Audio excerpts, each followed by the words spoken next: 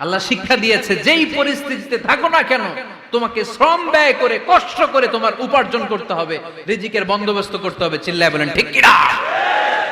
বিষ্ণু ঈসা ইসলামের কাছে এক সাহাবী এসে বলল, ইয়া রাসূলুল্লাহ আ'তিনি শাইআন, আপনি আমাকে কিছু দান করেন, আমার কিছুই নাই। বিষ্ণু বললেন, তোমার কিছু নাই?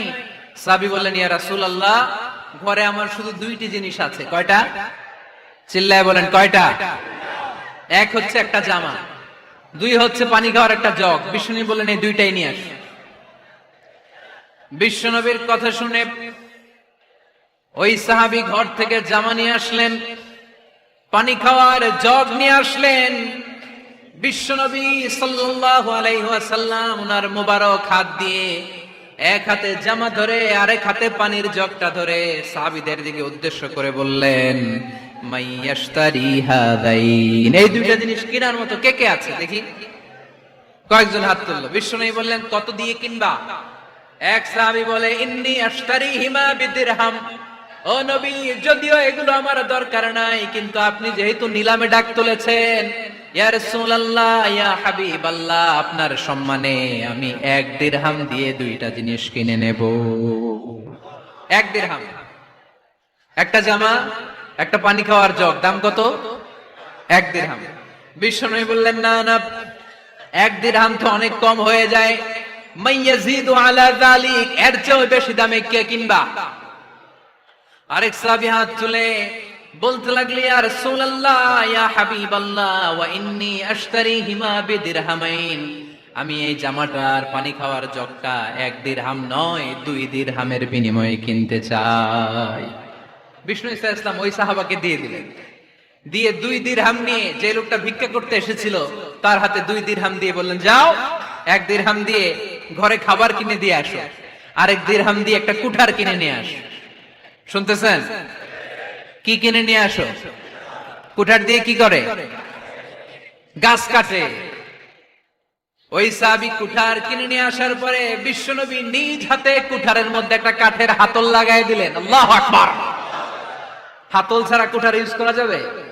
বিশ্বনবী নিজ হাতে ওই কুঠারের ভেতরে একটা হাতল লাগাই দিলেন আর বললেন, লা উরিদু আন আরাকা 15 আইয়াম, এই কুঠার নিয়ে জঙ্গলে যাও, গায়ে অনেক শক্তি আছে, কাঠ কাটো, এই কাঠ কেটে বাজারে বিক্রি করো, সামনের 15 দিন যেন আমি আমার চোখের সামনে তোমার না দেখি। বিশ্বনবীর পরামর্শ অনুযায়ী কুঠার নিয়ে ওই সাহাবী জঙ্গলে চলে গেলেন। কাঠ কেটে বাজারে বিক্রি করতে করতে 15 দিন পরে 10 দিরহাম নিয়ে বিশ্বনবীর দরবারে হাজির হয়ে গেলেন। 10 দিরহাম নিয়ে বিশ্বনবীর কাছে হাজির হয়ে গেলেন। সাহাবী এসে বলল, ইয়া রাসূলুল্লাহ এখন আর আমার ভিক্ষা করা লাগে না, আমার গায়ে অনেক শক্তি আল্লাহ দিয়েছে, আই এম ভেরি এনার্জেটিক, আপনার দেয়া বরকতের কুঠার দিয়ে আমি কাঠ কেটে কেটে স্বাবলম্বী হতে শুরু করেছি। সুবহানাল্লাহ পড়েন। আমি এখন 10 দিরহামের মালিক। বিশ্বনবী বললেন, লা আইয়াহতাতিবা আহাদুকুম হুজমাতান আলা যাহরিহি খায়রুম মিন আইয়াসআলা শাইআন ফায়ু'তিয়াহু আও ইয়ামনাহু, যাদের গায়ে শক্তি আছে তারা ভিক্ষা না করে কাঠ কেটে পিঠে সেই বোঝা নিয়ে বাজারে বিক্রি করা অনেক ভালো। কারণ কারো কাছে যদি তুমি হাত পাতো সে দিতেও পারে, নাও দিতে পারে, আর কষ্ট করলে কষ্ট কোনোদিন বৃথা যায় না। চিল্লায় বলেন ঠিক কিনা? বিষ্ণু ঈসা ইসলামের অনুপ্রেরণায় এই সাহাবা অল্প কিছুদিনের ব্যবধানে স্বাবলম্বী হয়ে গেলেন। What is the moral of the story? বিশ্বনবীর এই প্রফেটিক স্টোরি থেকে আমাদের কি শিক্ষা? লেসন নাম্বার 1, বিশ্বনবী চাইলেই ওই 2 দিরহাম দিয়ে বলতে পারতো, যাও খাবার দাবার কিনে ফ্যামিলিতে দিয়ে আসো। সে ওই 2 দিরহাম নিয়ে খাবার দাবার কিনে ফ্যামিলিকে খাইয়ে রাত্রে আবার ভিক্ষায় নামতো। কথা কন, রাত্রে কি করতো? ভিক্ষায় নামতো। বিষ্ণু ঈসা ইসলাম তাকে কাজ করে খাওয়ার জন্য উৎসাহ দিলেন। পাশাপাশি বিষ্ণু ঈসা ইসলাম পার্মানেন্ট সলিউশন দিলেন। এজন্য পার্মানেন্ট সলিউশনের ব্যবস্থা করতে হবে। অনেকে আমরা যাকাত দেই, যাকাতের শাড়ি দেই, যাকাতের লুঙ্গি দেই, আছে না নাই? লক্ষ্মীপুরে এরকম দেয় নাকি? কি দেয়? হ্যাঁ, গাড়ি, গাড়ি দেয়, শাড়ি না। যাকাতের শাড়ি, যাকাতের লুঙ্গি বলতে কোনো কথা ইসলামে নাই। এগুলো খুব কম দামি শাড়ি, যাদেরকে এগুলো দেয়া হয় তাদেরকে অপমান করা হয়, ঠিক কিনা? আল্লাহ বলেছেন ওয়ালাকাদ কাররামনা বানি আদম, I have dignified the status of the sons of Adam. আমি আদমের সব সন্তানদেরকে সম্মানিত করেছি। সুবহানাল্লাহ পড়েন। আপনাদের চেয়ে সম্মানিত কেউ আছে? মানুষের চেয়ে সম্মানিত গোটা বিশ্বে আর কোনো মাখলুকাত আছে? নাই। এজন্য যাকাতের শাড়ি দেয়া যাবে না, যাকাতের লুঙ্গি দেয়া যাবে না। যাকাতের শাড়ি আপনারা দেখছেন, এটারে একবার ধোয়ার পরে দ্বিতীয়বার পরা যায় না। মশারি কি পাতলা, এর চেয়েও পাতলা। এই জন্য যাকাতের শাড়ি, যাকাতের লুঙ্গি বলতে ইসলামে কোনো পরিভাষা নাই। আপনাকে স্বাবলম্বী করে দেওয়ার চেষ্টা করতে হবে। যারা লক্ষ্মীপুর জেলায় বিজনেস ম্যাগনেট আছেন, তারা একসাথে হয়ে একটা স্ট্রং যাকাত ম্যানেজমেন্ট প্ল্যাটফর্ম করতে পারেন, যেখান থেকে আপনারা বিভিন্ন থানায়, বিভিন্ন গ্রামে বাছাই করে করে কিছু ভাইদেরকে যাকাত দিতে পারেন স্বাবলম্বী করার উদ্দেশ্যে। যেই ফ্যামিলিকে আছে, কি নাম এটা, পল্লী উন্নয়ন ক্লাব,